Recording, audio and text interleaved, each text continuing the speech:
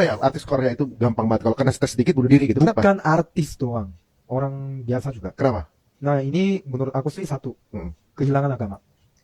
Kalau di Korea kan dari dulu emang, kalau dari zaman Joseon, sebelum nama Korea ada negara namanya Joseon.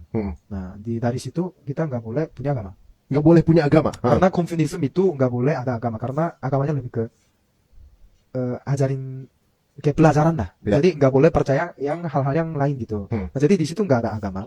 Sampai jadi Korea pun nggak ada agama yang mayoritas. Sekarang 60% orang Korea itu ateis. Dan kalau manusia itu kalau nggak ada agama nanti percayanya apa? Hal-hal yang material. Itu kan benar kan? Ya. Kalau nggak ada agama di dasar hidup kita, nggak ada misinya, nggak ada visinya, nggak ada jalannya, nggak ada guideline-nya, kita manusia itu percaya hal-hal yang material.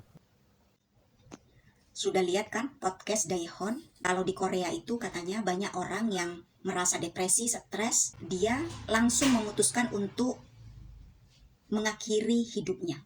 Di situ sudah dijelaskan oleh Daehon kalau di sana itu karena faktor dia tidak memiliki agama. Sedangkan di Indonesia ini agamanya mayoritas muslim. Tetapi ketika kita sudah punya agama, kita tidak lakukan apa yang diperintahkan oleh Tuhannya, ini akan terjadi seperti di Korea juga.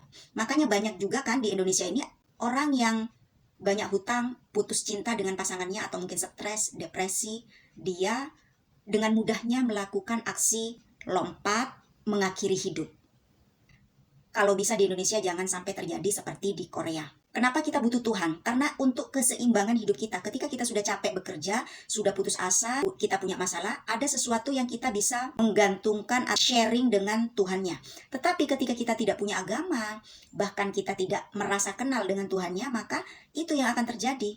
Kekosongan jiwa, merasa kayak hidupnya itu tidak berharga, akhirnya dia dengan mencari jalan pintas, mengakhiri hidupnya.